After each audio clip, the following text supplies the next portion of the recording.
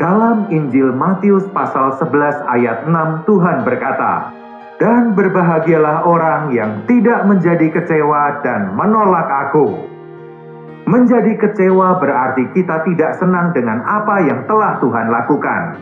Kita bahkan mungkin memiliki alasan yang kuat untuk tidak senang dengan apa yang telah Tuhan lakukan. Sehingga dalam pandangan kita, sudah selayaknya bila kita kecewa. Dalam Matius 11, diceritakan bahwa Yohanes Pembaptis merasa kecewa terhadap Tuhan.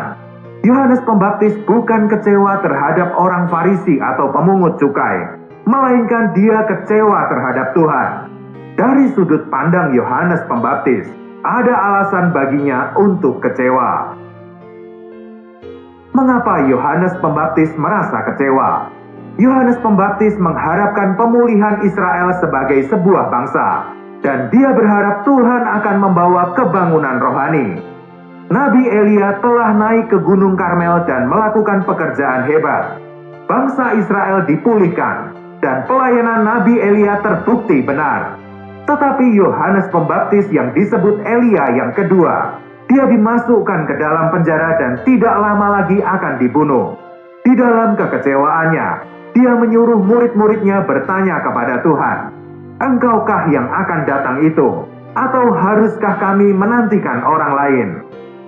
Yohanes Pembaptis ingin agar Tuhan melakukan sesuatu untuk menunjukkan siapa sebenarnya Yohanes Pembaptis itu. Namun Tuhan tidak melakukan apapun untuk menunjukkan siapa Yohanes Pembaptis itu, atau untuk membenarkan pelayanan Yohanes Pembaptis.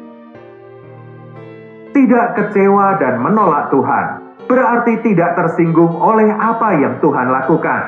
Kita mungkin merasa bahwa Tuhan tidak melakukan apa yang kita inginkan. Tuhan tidak melakukan apa yang menurut kita Tuhan harus lakukan. Tuhan tidak membela kita. Apakah kita senang dengan cara Tuhan yang ada pada kita? Ini bukan masalah mengenal atau melakukan kehendak Tuhan, tetapi apakah kita senang dengan cara Tuhan atau tidak? Sering kita melakukan kehendak Tuhan dengan banyak tangisan. Kita menangis karena kecewa dengan cara Tuhan melakukan sesuatu.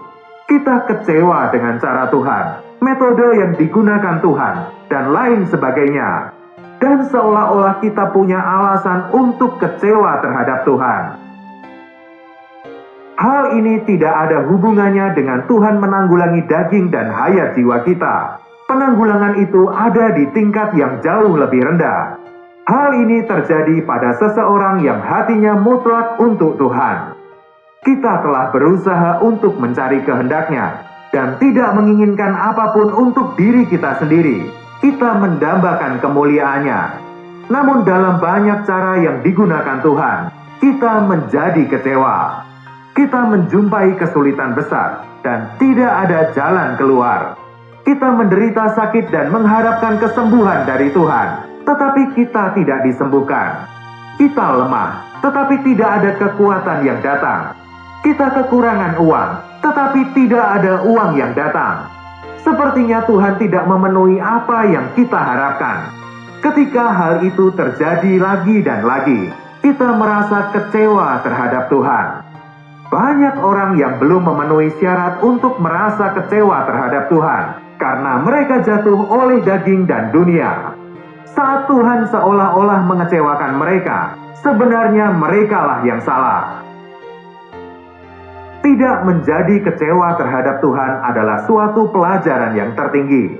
Sering dalam suatu kondisi, kita merasa bahwa Tuhan harus turun tangan untuk menjaga kesaksiannya, dan bahwa saat itu kebesaran dan kesetiaan Tuhan sedang dipertaruhkan. Namun Dia tidak hadir. Saat Tuhan memimpin bangsa Israel melewati padang gurun, setelah keluar dari Mesir, mereka justru dikejar dan terdesak oleh musuh. Ada gunung tinggi di belakang, di kanan, dan di kiri mereka. Sedangkan di depan mereka ada laut. Kemudian Tuhan membelah laut dan membuka jalan. Setiap kali kita menjumpai situasi yang membuat kita terdesak, kita berharap Tuhan membelah laut dan membuka jalan. Namun dalam banyak kejadian, Tuhan tidak melakukannya. Pintu penjara tidak terbuka, uang tidak datang, dan situasi yang terjadi tidak ditanganinya. Di Disinilah ujiannya. Mereka yang mencintai jalan Tuhan dapat melihat ke atas dan berkata, "Tuhan, Engkau tidak senang kami mati di Mesir, tetapi bila Engkau berkenan kami mati di dekat Laut Merah, biarlah hal itu terjadi. Apakah Laut Merah terbelah atau tidak, kami tetap merasa senang dan puas." Madam Guyon pernah berkata bahwa dia percaya kepada Tuhan lebih dari pekerjaannya. Meskipun Tuhan seolah-olah tidak menepati janjinya, kita tetap percaya kepadanya. Inilah tidak menjadi kecewa karena Dia. Ketika kita mutlak berkonsekrasi kepada Tuhan dan kita mempersembahkan diri untuk pelayanannya, kita berharap Tuhan melakukan sesuatu untuk kita. Dalam konsekrasi seperti itu, kita memiliki pengharapan yang besar. Bila kita belum ada di dalam konsekrasi yang mutlak, kita dapat menjelaskan bahwa hal itu terjadi karena kelemahan kita, atau karena kita yang salah atau keliru. Tetapi bila kita berada di dalam konsekrasi yang mutlak, kita berharap untuk melihat Tuhan hadir membebaskan kita. Saat Tuhan tidak datang, dan kita merasa bahwa kita berhak atas pertolongan Tuhan, kita menjadi kecewa terhadap Tuhan. Diberkatilah mereka yang tidak kecewa karena Tuhan. Kita ingin untuk dapat mengatakan, bila Tuhan bertindak sesuai janjinya, hal itu adalah baik.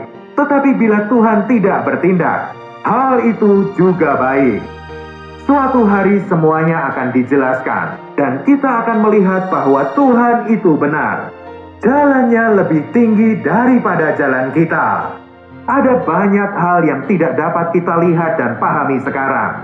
Ketika kita berdiri di hadapan tahta penghakiman, bukan hanya kita yang menjelaskan banyak hal kepada Tuhan, tetapi Tuhan juga menjelaskan banyak hal kepada kita. Akan ada banyak kasus di mana kita berpikir diri kita benar namun ternyata salah. Ada juga kasus di mana Tuhan akan berkata, "Aku benar, tetapi kamu juga benar." Tuhan memberkati.